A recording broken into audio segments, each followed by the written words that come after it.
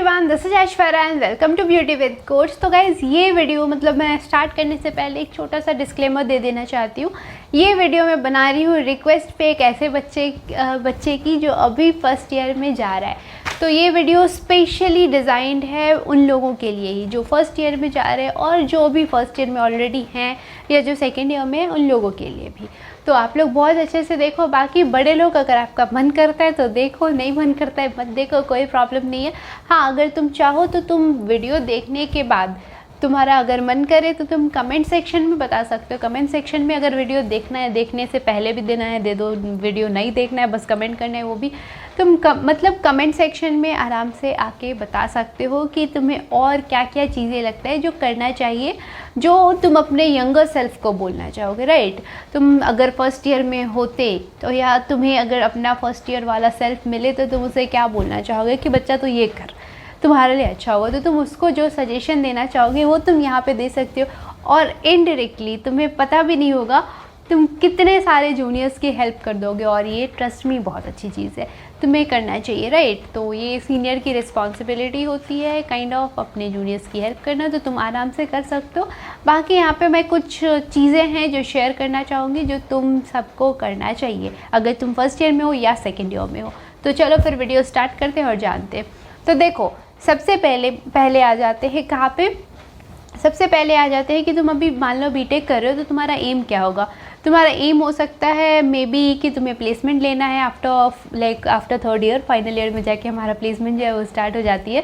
तो तुम्हारा ये हो सकता है कि तेरे को प्लेसमेंट लेना है। सेकंड एम हो सकता है कि मेरे को गेट के लिए प्रिपरेशन अभी से करना चाहिए या नहीं, पता नहीं, मेरे को गेट देना है फाइनल ईयर में जाके, और थर्ड ईयर में, अब तो थर्ड ईयर से ही होने लग गया, तो थर्ड ईयर में जाके जो भी तो तुम्हें गेट देना है। जो थर्ड हो सकता है वो मुझे कैट देना है। राइट, तो इस तरह की चीज़ें आती हैं, बहुत होगा गवर्नमेंट जॉब एंड ऑल। तो जो सबसे पहली चीज़ है जो मैं तुम्हें बताना चाहती हूँ वो ये है कि तुम आराम से प्रिपरेशन अभी से स्टार्ट कर दो। स्पेशली अगर मैं प्लेसमेंट के पॉइंट ऑफ व्यू से बोलूँ, देखो अभी से अगर तुम स्टार्ट करोगे ना, एक सिंपल सी चीज़ है जो मैं बता दूँ कि कोई भी चीज़ दुनिया में, कोई भी चीज़ के प्रिपरेशन का जो बेस्ट टाइम होता है वो होता है एज अर्ली एज पॉसिबल। तुम जितनी जल्दी शुरू कर दो उतना अच्छा होगा तुम्हारे लिए। तो अगर मैं बात करूँ प्लेसमेंट के लिए तो तुम बोलोगे फर्स्ट ईयर से मैं कैसे तैयारी करना स्टार्ट कर दूँ, मुझे तो पता भी नहीं है कि कौन कौन से सब्जेक्ट्स आने वाले हैं, क्या होने वाला है, नहीं होने वाला है। तो ठीक है ना, एप्टीट्यूड पढ़ना स्टार्ट कर दो।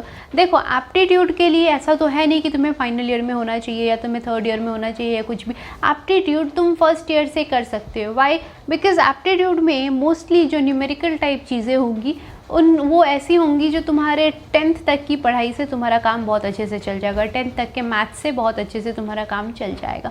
तो उस तरह से बहुत सारी चीज़ें होगी, वहाँ से तुम्हें बहुत सारी चीज़ें बहुत अच्छे से समझ आ जाती हैं। राइट, तो तुम आराम से वो करना स्टार्ट कर सकते हो एंड ट्रस्ट मी ये बहुत हेल्प करेगा, क्योंकि एप्टीट्यूड जो है उसका कोई सिलेबस नहीं होता। ये चीज़ तुम अभी से अपने दिमाग में रख लो और चाहो तो तुम अपने सीनियर से कंफर्म भी कर लेना। तो एप्टीट्यूड का क्या है ना कि कोई सिलेबस वैसा डिज़ाइंड नहीं होता।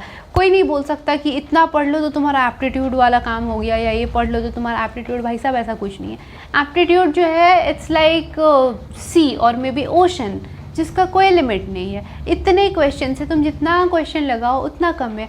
अब यकीन नहीं होता तो मैं बता देती हूँ। जैसे एप्टीट्यूड में बहुत कुछ है उसके सिलेबस में, और सिलेबस तो है ही नहीं पर फिर भी बहुत सारी चीज़ें हैं जो उसमें आ सकती है एक्सपेक्टेड। लेट्स से क्या बोलूँ मैं, प्रॉफिट एंड लॉस। ठीक है, प्रॉफिट एंड लॉस में तुमने 10 तरह के क्वेश्चन कर लिए, क्या 10 तरह में ही से जो भी क्वेश्चन तुमने किए उसमें से ही क्वेश्चन आने वाले हैं? कुछ और भी आ सकता है। राइट, किसी और तरीके से भी प्रॉफिट हो सकता है, किसी और तरीके से भी लॉस हो सकता है, तो चीज़ें आ सकती हैं। इसीलिए मैं बोलती हूँ कि इसमें इतने है ना, बहुत सारी चीज़ें हैं, बहुत सारी चीज़ें।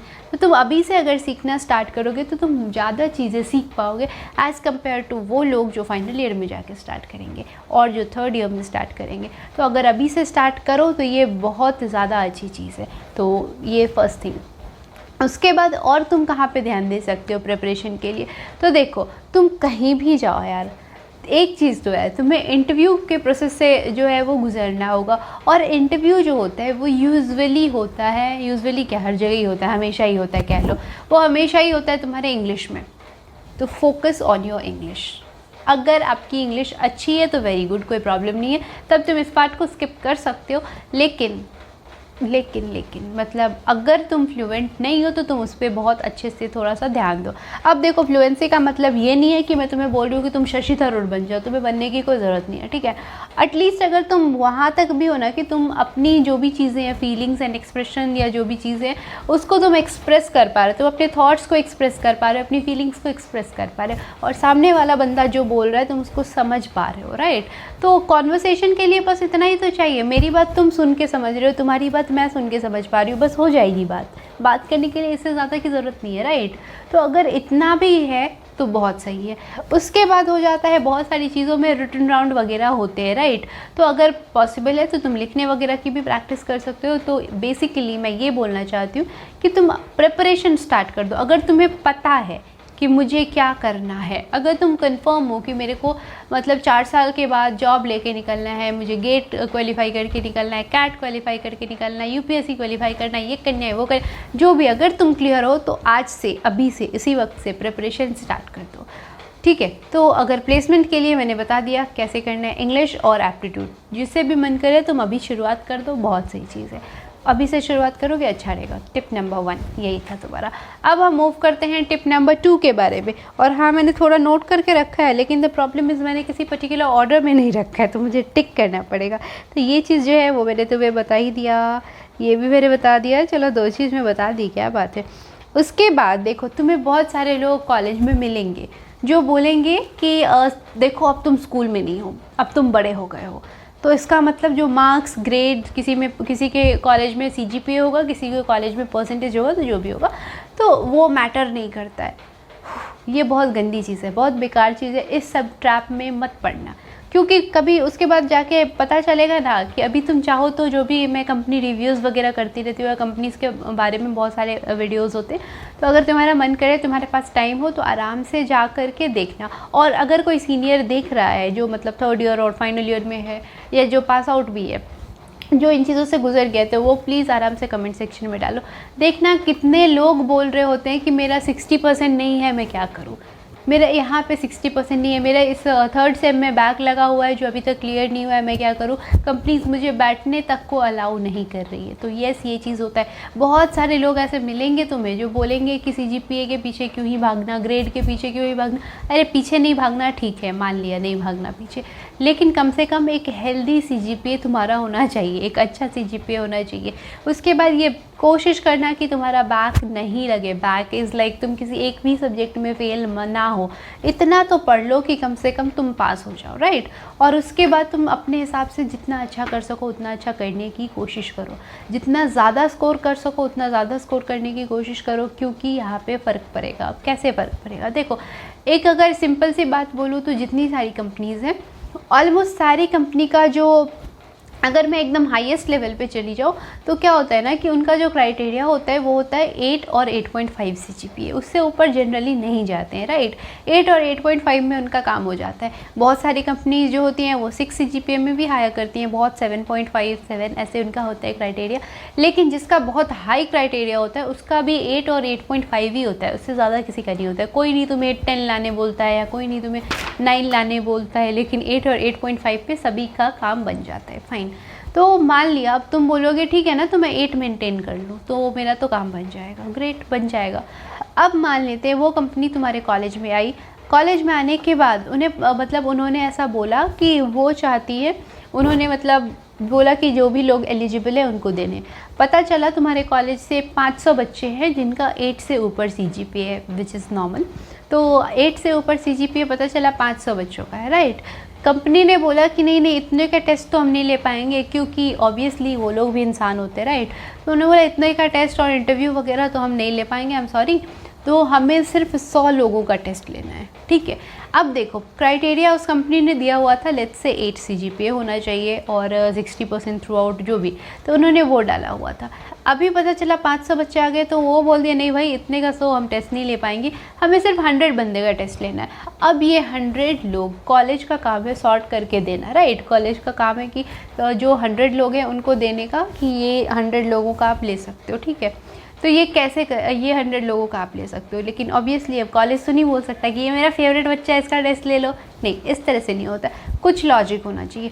और यहाँ पे जो लॉजिक होता है वो बहुत 2-3 चीज़ें होती है, जैसे तुम्हारा प्रोजेक्ट हो गया, तुम्हारा कॉम्पिटिटिव में हो गया, उसके बाद लाइक तुम कितना कॉम्पिटिटिव प्रोग्रामिंग कर रहे हो। खैर वो सब चीज़ों पे बाद में आएंगे, अभी फर्स्ट ईयर में अगर तुम्हें इसके बारे में नहीं पता है तो टेंशन नहीं लेना है, ठीक है, इस बारे में हम बाद में बात करेंगे। और थर्ड क्राइटेरिया जो होता है, जो सबसे ज़्यादा कॉमन है, वो हो जाता है CGPA और परसेंटेज। उसके बाद क्या मैंने बोला था कि 500 बच्चे वहाँ पे सिलेक्ट हुए, फाइन, कंपनी बोल रही है 100 बच्चे का ही लेना है, तो टॉप 100 जो होता है उसको सीधा कॉलेज जो है वो निकाल के दे देता है कि ये मेरे कॉलेज के 100 टॉपर्स हैं, आप इनका ले लो।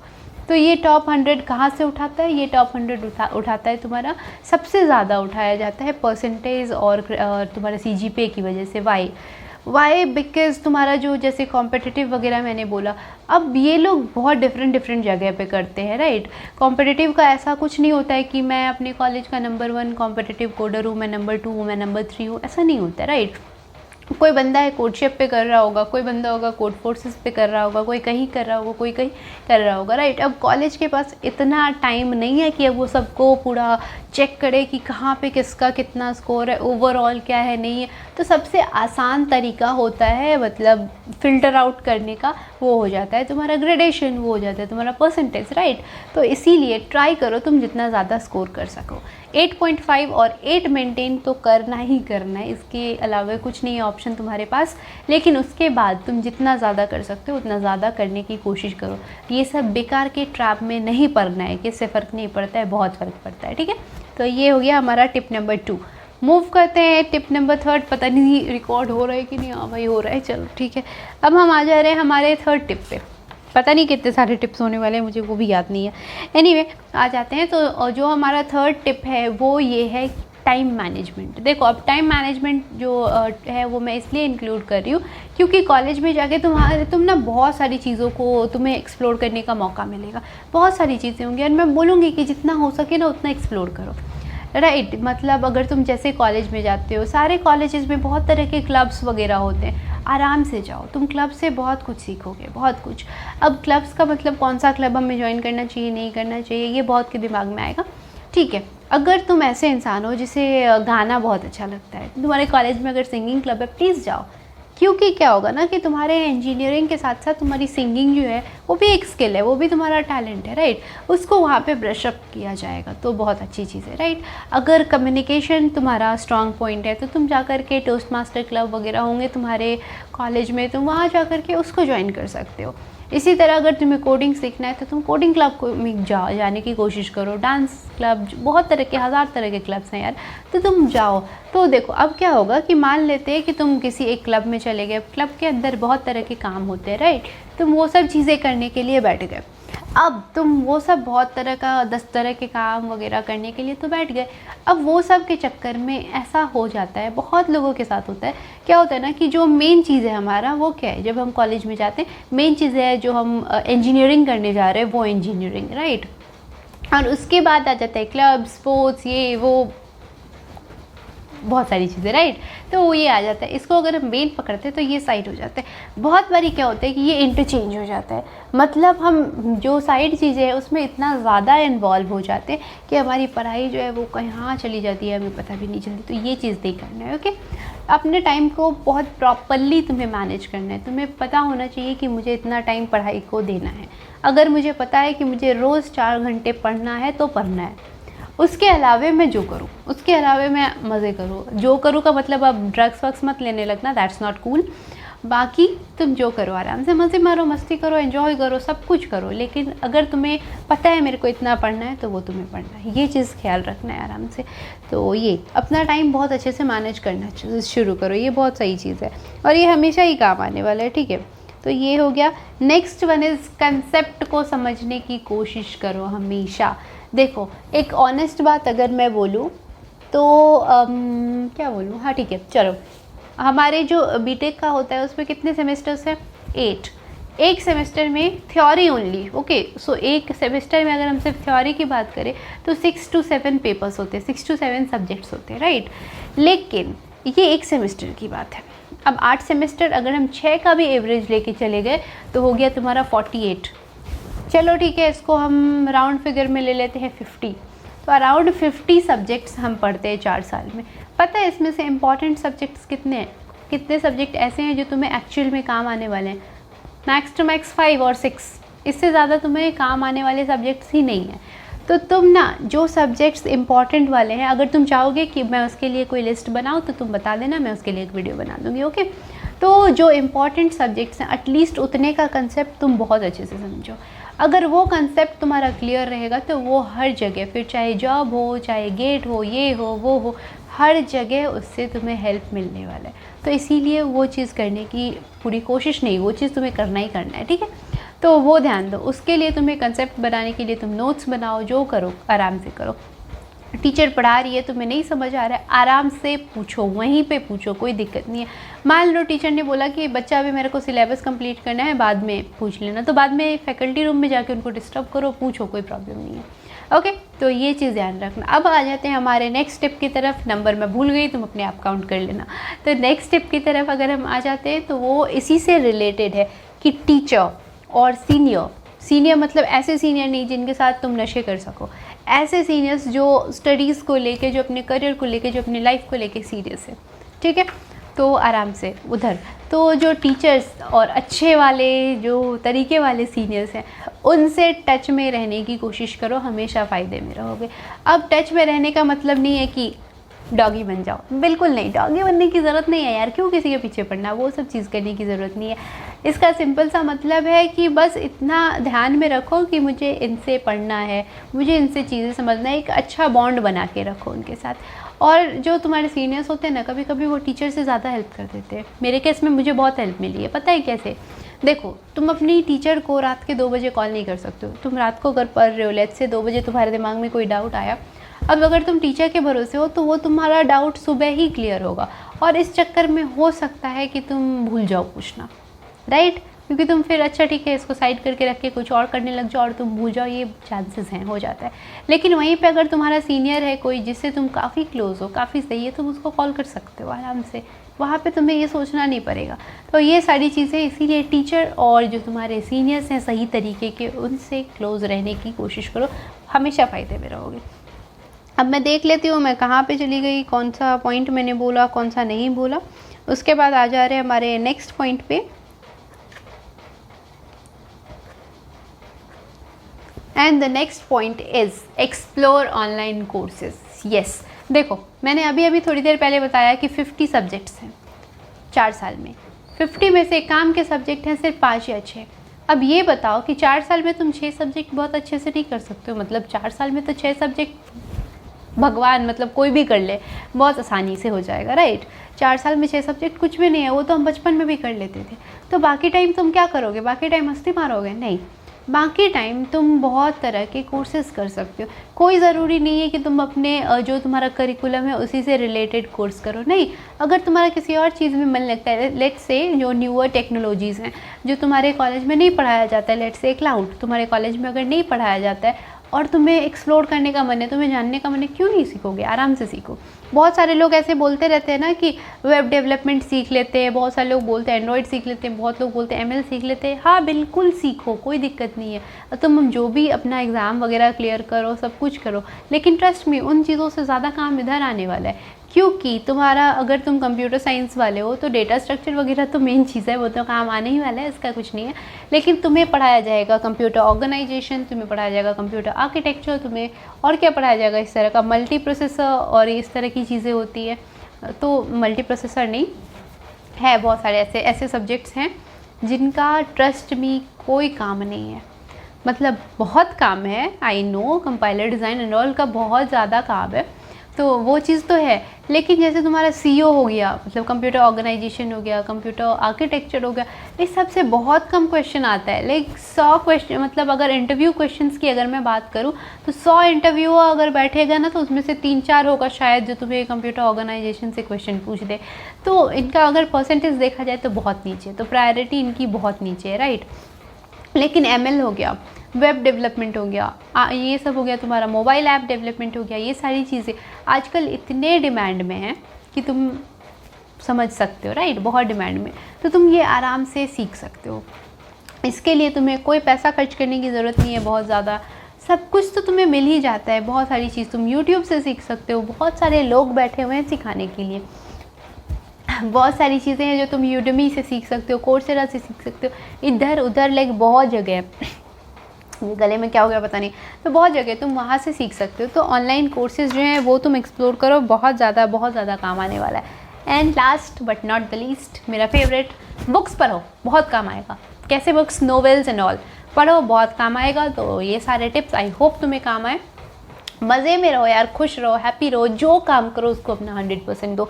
पढ़ो तो 100% पढ़ो, मज़े मारो तो 100% मज़े करो, जो भी करना है बहुत अच्छे से करो, तो हर चीज़ को बहुत तरीके से एंजॉय कर पाओगे।